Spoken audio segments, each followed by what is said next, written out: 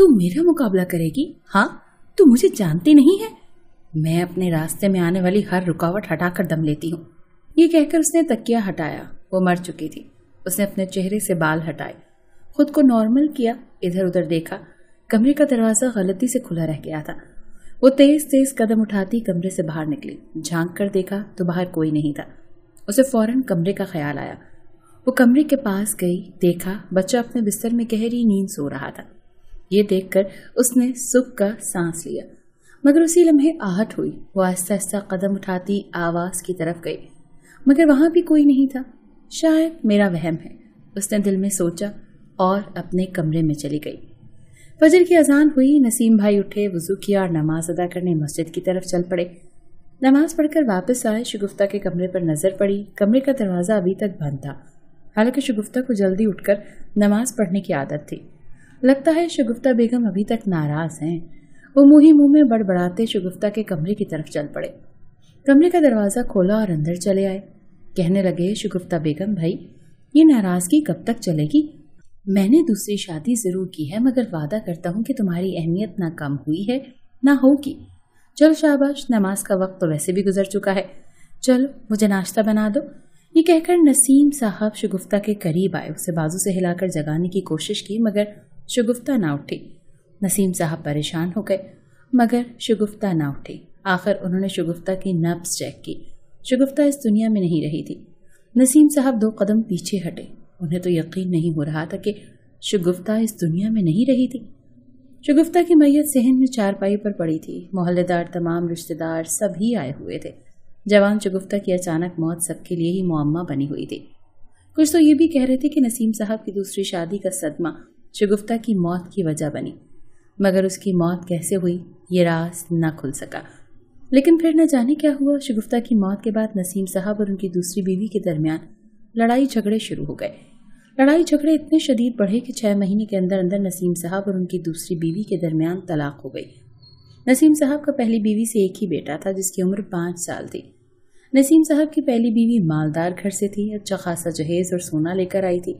एक प्लॉट भी उसके नाम पर था, जबकि दूसरी बीवी पहले से तलाक याफ्ता और गरीब घर से थी।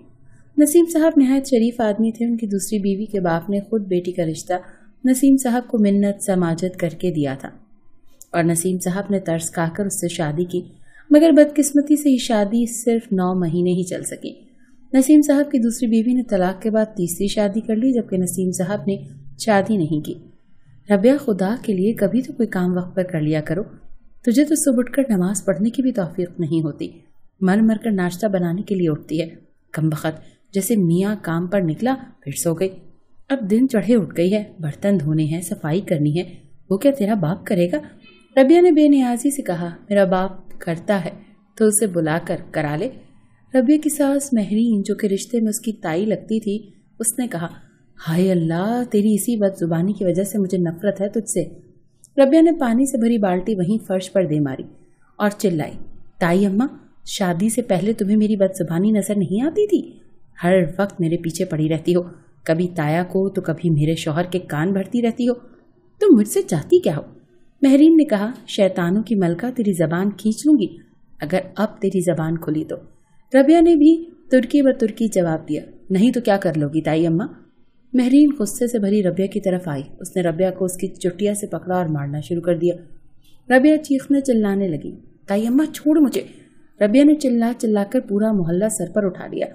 इर्द गिर्द के घरों से चंद औरतें आवाजें सुनकर घर में भागती चली आईं।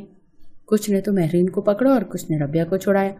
रबिया बुरी तरह रो रही थी, जबकि महरीन आंखों से शोले बरसाती हाँफती हुई बहू की तरफ देख रही थी। हमसाये की खवातीन ने महरीन के गुस्से को ठंडा किया। काफी देर बाद मामला ठंडा हुआ तो इर्द गिर्द से आई खवातीन अपने अपने घर को वापस चली गई, जबकि रबिया अपने कमरे में बंद बिस्तर पर लेटी आंसू बहा रही थी। महरीन के 2 बेटे थे। बड़ा बेटा शादीशुदा था, वो अपनी बीवी बच्चों समेत अलग रहता था, जबकि रबिया छोटे बेटे की बीवी थी। उसके साथ भी महरीन की नहीं बनती थी। महरीन के छोटे बेटे का नाम जहीर था और वो सरकारी दफ्तर में क्लर्क था, जबकि शौहर मंडी में आढ़त का काम करता था। जहीर शाम 4 बजे घर आया। बीवी अपने कमरे में बंद थी, जबकि माँ अपने कमरे में। रबिया ने रो रो कर सारी रुदात सुनाई। बात खत्म क्या होती और बढ़ गई। महरीन का पारा एक बार फिर हाई हो गया। वो बहू को मारने के लिए लपकी, मगर बेटे ने पकड़ लिया। महरीन ने बेटे से कहा कि आज फैसला होकर रहेगा। इस घर में या तो ये रहेगी या मैं। तो अभी के अभी इस घटिया लड़की को तलाक दे गए, वरना कयामत के दिन मैं तुझे अपना दूध नहीं बख्शूंगी। महरीन ने बात को इस कदर बढ़ाया कि जहीर को अपने बाप को फोन करके इमरजेंसी घर बुलाना पड़ा। महरीन के शौहर का नाम हनीफ था। वो रबिया का ताया भी था और बहुत समझदार आदमी था। उसने मामले को कल पर छोड़ दिया ताकि बीवी का गुस्सा कम हो जाए तो फिर इस मसले का कोई हल निकाला जाए। जैसे तैसे घर में कुछ वक्त की खामोशी हुई, मगर अगली सुबह हनीफ साहब ने रबिया के सर पर हाथ रखते हुए उसे चुपके से कहा कि बेटी, तुम कुछ दिनों के लिए मायके चली जाओ ताकि तुम्हारी सास का गुस्सा खत्म हो जाए। जैसे ही उसका गुस्सा खत्म होगा मैं तुम्हें वापस ले आऊंगा, ये मेरा वादा है। रबिया ने हाँ में सर हिला दिया। हनीफ साहब महरीन के कमरे में आए, मगर उनके पैरों तले जमीन निकल गई। महरीन अपने बिस्तर पर मुर्दा हालत में पड़ी थी। हनीफ साहब चिल्लाए, जहीर जल्दी आओ। घर और बिरादरी में कोहराम मच गया। आज से 25 साल कबल नसीम साहब की पहली बीवी बिल्कुल इसी तरह मुर्दा हालत में अपने कमरे में मिली थी। लेकिन इसे क्या हुआ था? अगर किसी ने कत्ल किया था तो कौन था? किसको ये राज मालूम नहीं हुआ। हनीफ साहब ने पुलिस को बुला लिया। महरीन की लाश को पोस्टमार्टम के लिए अस्पताल पहुंचाया गया। रिपोर्ट आई कि महरीन पर बुरी तरह तशद्दुद करके इसे मारा गया है। मगर ऐसा किसने किया था? क्योंकि महरीन के कमरे में ना कोई आवाज आई, ना ही घर के अंदर कोई आया, ना कोई बाहर गया। पुलिस ने हर एक से तफ्तीश की, लेकिन कुछ पता नहीं चल सका। पुलिस का पहला शक रबिया पर गया, मगर जहीर के मुताबिक रबिया सारी रात जहीर के ही साथ थी। वो दोनों सारी रात फिक्र से सोए नहीं थे, क्योंकि जहीर की मां ने तलाक की शर्त रखती थी। महरीन के जनाजे के बाद हर तरफ एक खौफ का आलम था। लोग सहमे हुए थे, चहमगुइयां हो रही थी, मगर उनका हासिल वसूल कुछ नहीं था। रबिया की मां सुल्ताना और छोटी बहन सुंबुल घर पहुंची। सुल्ताना चारपाई पर बैठी और बोली, सुंबुल पानी पिला, बहुत प्यास लगी है। सुंबुल ने कहा, अच्छा अम्मी। सुंबुल ने पानी का गिलास मां को दिया। सुल्ताना ने पानी पिया और बोली कि आज से 25 साल पहले नसीम भाई की बीवी पुरस्रार तरीके से दुनिया से चली गई थी। इतनी अच्छी औरत थी कि आज तक उसका गम ताज़ा है, और आज महरीन भी बिल्कुल उसी तरह सबको छोड़कर चली गई है। या अल्लाह, ये क्या माजरा है। शगुफ्ता के मरने के बाद नसीम भाई ने वो घर बेच दिया और यहाँ से चले गए हैं इस शहर में, मगर किसी को नहीं मालूम कि कहाँ रहते हैं। उनका बेटा वकास भी अब तो जवान हो गया होगा, बल्कि उसकी तो शादी भी हो चुकी होगी। कभी कभी दिल करता है कि नसीम भाई से मिलूं, मगर उन्हें ढूंढूंगी कहाँ। सुंबुल ने कहा, अम्मी खुदा के लिए दूसरों के गम में खुद को भुलाना बंद करें, आपका बीपी फिर हाई हो जाएगा। सारी रात आप जागती रही हैं, थोड़ी देर के लिए सो जाएं। सुंबुल की बात सुनकर सुल्ताना अपने कमरे में सोने के लिए चली गई। रात के 2 बजे सुंबुल दबे पांव छत के ऊपर जा रही थी। सर्दियों का मौसम था। सर्दियों की रातें जितनी गहरी होती हैं इतनी ही खामोश होती हैं। सुंबुल छत पर पहुंची। छत पर अंधेरे में दीवार के साथ कोने में एक शख्स बैठा हुआ था। वो सुंबुल का ही इंतजार में था। सुंबुल उसके करीब जाकर बैठ गई। वो सरगोशी करते हुए बोला, शुक्र है तुम आ गई, वरना मुझे तो लगा था कि नहीं आओगी, और मैं इंतजार की आग में जल जल कर ही भस्म हो जाऊंगा। सुंबुल ने उसे एक चपत लगाई और बोली, बेशरम राजू, मैं सिर्फ ये पूछने के लिए आई हूँ कि रिश्ता कब भेज रहे हो, और आज मैं जवाब लेकर ही जाऊंगी। राजू ने कहा, ये रिश्ता बीच में कहाँ से आ गया? सुंबुल ने कहा, क्या मतलब रिश्ता कहाँ से आ गया? राजू हंसा और बोला, मैं मजाक कर रहा हूँ, तुम तो सीरियस ही हो जाती हो। दोनों के दरमियान बड़ी बहस चलती रही। आखिर राजू ने 2 दिन के अंदर रिश्ता भेजने का वादा किया और चला गया। सुल्ताना, क्या देखा है तुमने, बताओ। सुल्ताना को आवाज तो सुनाई दे रही थी, मगर कोई नजर नहीं आ रहा था।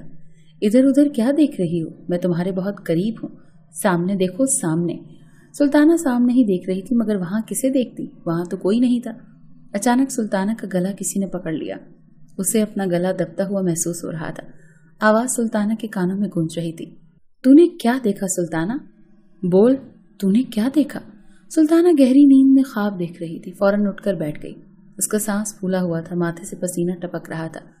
माजी की गुजरी खौफनाक रात उसे चैन से सोने भी नहीं दे रही थी। राजू और उसका दोस्त असगर चाय के ढाबे पर बैठे चाय पी रहे थे। राजू का दोस्त असगर बोला, यार क्या तू सुंबुल के साथ शादी करने के लिए संजीदा है? राजू ने कहा, तुझे शक है? वो बोला, हाँ, तो क्यों नहीं होगा? कितनी सुंबुल आई, कितनी गुजर गई। एक सुंबुल शहर में भी तो हर इतवार तेरी राह देख रही होती है। अब तो सबके साथ तू शादी नहीं करेगा। राजू ने चाय का कप टेबल पर रखा और बोला, इस सुंबुल की आखिरी किस्त चल रही है। ये सुनकर असगर ने कहा, देखा, मुझे तो पहले ही पता था। देख राजू, तू ये सब छोड़ दे, न जाने तू किस साए के पीछे भाग रहा है। राजू ने चिढ़कर जवाब दिया, اصغر پھر نہ شروع ہو جانا، اس آخری قسط میں میرا ساتھ دے دے، آگے جیسا تو کہے گا ویسا ہی کروں گا۔ اصغر نے کہا، اس شرط کے ساتھ مجھے منظور ہے۔ آدھی رات کو کالی چادر میں لپٹی سنبل منہ چھپائے گھر سے نکلی اور تیز تیز قدم اٹھاتی چلی جا رہی تھی۔ دوسری گلی کے تیسرے گھر میں داخل ہوتے ہی سنبل نے گلی میں نظر ڈالی، اس خوف سے کہ کوئی اسے دیکھ تو نہیں رہا، مگر گلی میں کوئی نہیں تھا۔ اتنے میں راجو نے اس کا بازو پکڑ کر اسے اندر کھینچا اور دروازہ بند کر دیا۔ پھر وہ اسے کھینچتے ہوئے اندر کمرے میں لے گیا۔ سنبل نے سرگوشی کی کہ تو نے مجھے یہاں کیوں بلایا ہے؟ راجو نے کہا، مر جانیے، سرگوشی کرنے کی ضرورت نہیں ہے، آرام سے بات کر۔ سنبل نے کہا، کیا آرام سے بات کروں؟ وقت دیکھا ہے تو نے؟ رات کا 1 بجا ہے، جلدی بتا تاکہ میں گھر جاؤں، پتا ہے نا کتنی مشکل سے آئی ہوں۔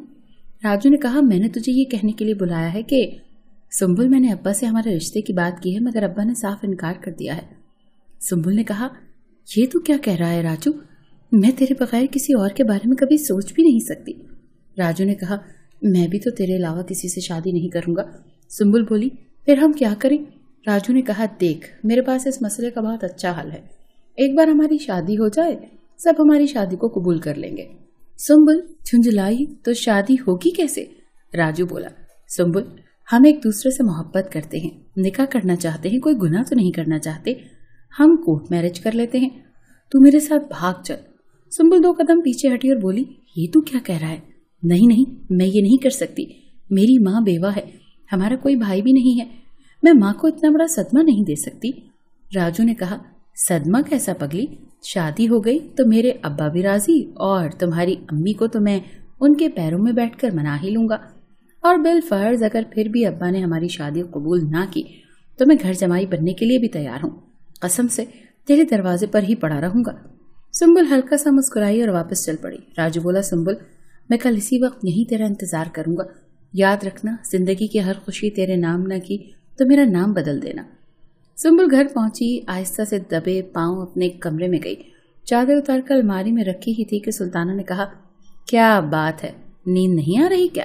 سنبل نے پلٹ کر دیکھا تو وہ بوکھلائی ہوئی تھی، بولی، امی آپ؟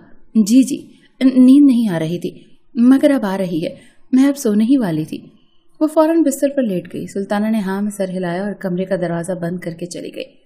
محبت میں بڑی طاقت ہوتی ہے، محل کی مضبوط اور اونچی دیواریں بھی پھلانگ جاتی ہے۔ یہ تو پر سلطانہ کا گھر تھا۔ اگلی رات سنبل گھر سے نکل پڑی، وہ بار بار پیچھے مڑ کر دیکھتی کہ کوئی دیکھ تو نہیں رہا۔ اسی گھر میں آ گئی جہاں راجو اس کا انتظار کر رہا تھا۔ اس سے پہلے کہ سنبل کمرے میں داخل ہوتی، کمرے کے اندر سے آتی آواز نے سنبل کو سننے پر مجبور کر دیا۔ راجو کسی سے موبائل پر بات کر رہا تھا۔ سنبل آئے گی، ضرور آئے گی، کل انشاءاللہ میرے سارے بدلے پورے ہو جائیں گے۔ پیچھے سے سنبل کے کاندھے پر کسی نے ہاتھ رکھا۔ سنبل نے پلٹ کر دیکھا، اس سے پہلے کہ اس کی چیخ نکلتی کہ سلطانہ نے اسی کے منہ پر ہاتھ رکھ دیا اور منہ پر انگلی رکھ کر خاموش رہنے کا اشارہ کیا۔ اندر سے آواز آئی، راجو کو بھول جا، عزت سے نام لے میرا، وقاص نام ہے میرا۔ یہ سنتے ہی سلطانہ نے دھڑ سے دروازہ کھولا اور کمرے کے اندر داخل ہو گئی۔ راجو، وقاص عرف راجو؟ ہکا بکا سلطانہ کو دیکھ رہا تھا۔ سلطانہ نے کہا، کون ہو تم؟ کس کے بیٹے ہو؟ وقاص نے موبائل چارپائی پر پھینکا اور بولا، نسیم کا بیٹا ہوں وقاص۔ سلطانہ حیرت سے اسے دیکھ رہی تھی۔